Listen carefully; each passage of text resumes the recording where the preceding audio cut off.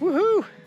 Hey there folks, this is Josh, Stoney Ridge Farmer. Welcome back to another gorgeous day here on the Stoney Ridge Farm. It's hay day, so it's hay season. It's hay day on the Stoney Ridge. We have a bunch of hay to go pick up today, and that's pretty much what we're gonna be doing. So running and gunning, hauling hay. I picked up these bales. They were bales from the spring, from earlier in the year. I bought 193 or 196, I can't even remember. It's been like, gosh, 6 months ago since I bought these.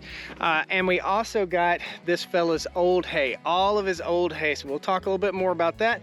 We're gonna be running and gunning, unloading hay, and this will be rolled out to the cows to help fix the problems with our grass. So we gotta get that biomass, we gotta get that carbon in the soil, and how we're gonna do it here on the farm is unrolling hay bales. Before we even get started, please pound that like button, jump in, subscribe to the channel. I'd love to have you back here, and hit that little notification bell down there. It'll notify you when I post a new video.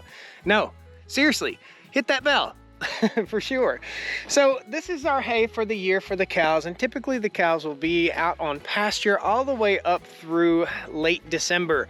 We are in the middle of November right now, and I'm about to have to start rolling hay out to the cows. It has been so awfully dry here.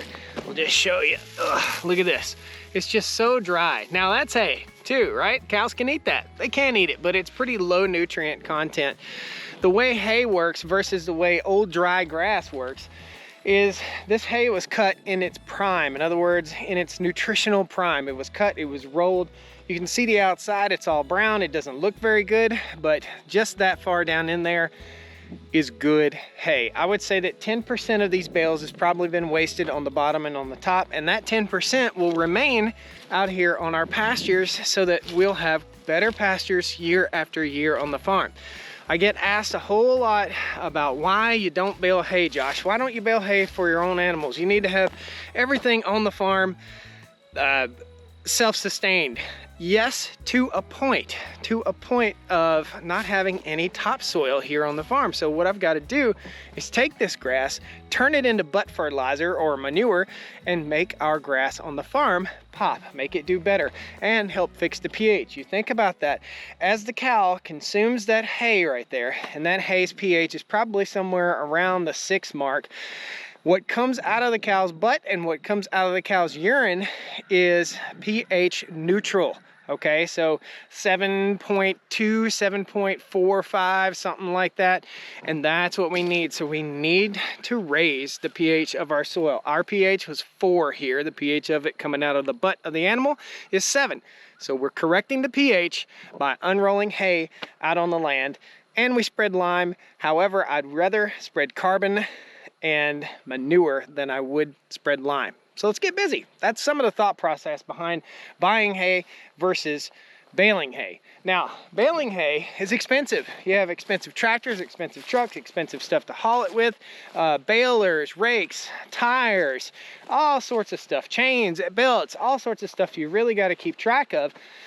On a farm this size, we're at about 150 acres, it just makes more sense for me to buy them, especially when you can get a steal on them. And I paid 18 bucks a bale for these hay bales, so super, super cool. Typically, they'd be going for about 40 bucks a bale. And I'm probably gonna buy an extra 100 bales just to roll out on the land. Instead of fertilizer, we're putting this down.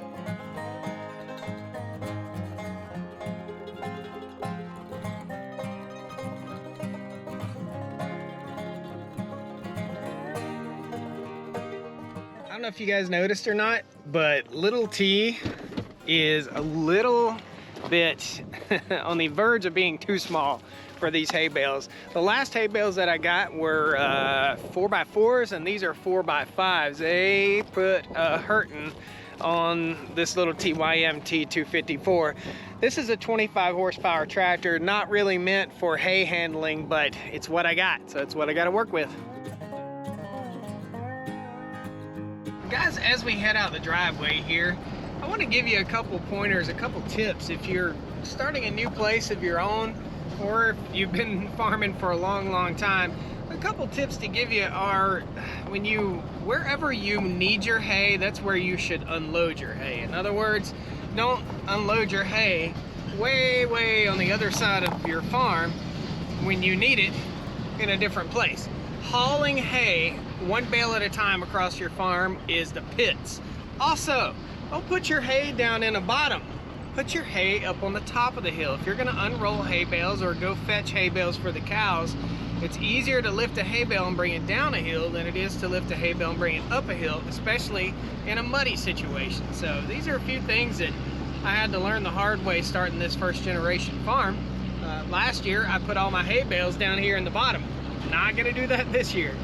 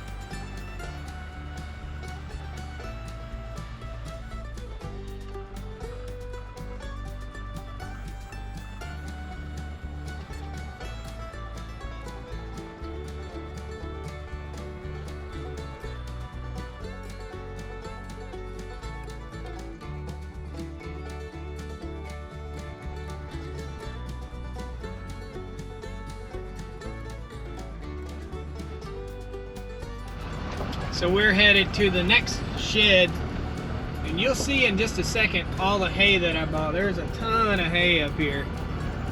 This guy was kind enough to give me a heck of a deal. I'll be buying hay from him for years to come, as long as he's around. Now I got a little pinch right here. This is a little bit of a tight swing to not cream a mailbox. Yeah, we made it. I've never used this fella's tractor before, so it's a little bit on the different side to use. I think I got his brake stuck.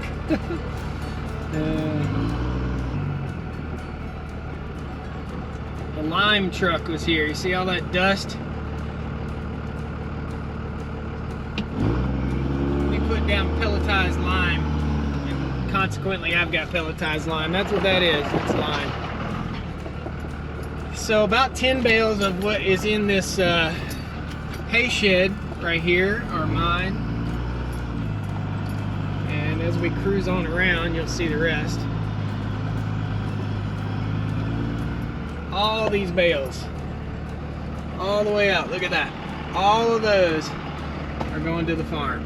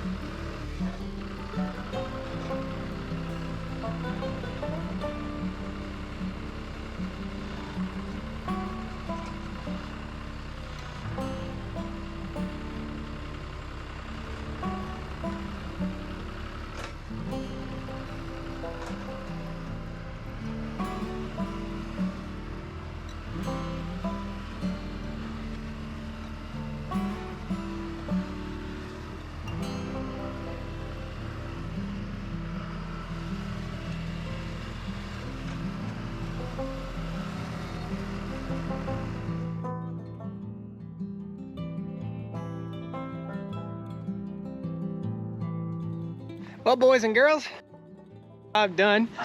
Trailer's looking good, all cleaned off. Everything's looking great. We've got about 26 bales right here, and I have a whole lot more to go get. So envy me, because the next 2 days are just going to be wrapped up hauling hay all day.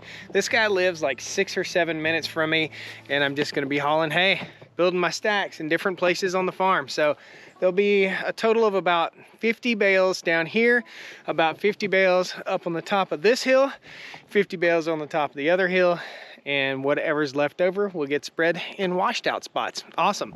Little T, the TYM 254, did an awesome job. Super happy. This tractor never ceases to amaze me, especially with lift capacity. Those bales are super heavy, and that thing kicked butt, guys. So thanks a lot for joining me here on the Stoney Ridge Farm today. I appreciate you. Please pound that like button. Jump in, subscribe to the channel. I'd love to have you back. Click the bell icon. It'll notify you when I post a new video. We'll see you guys next time on the Stoney Ridge. Woo! Come on down to the Stoney Ridge. Bring your wife and bring your kids. We're living life pure and sweet. That's the way it's supposed to be, Stoney Ridge.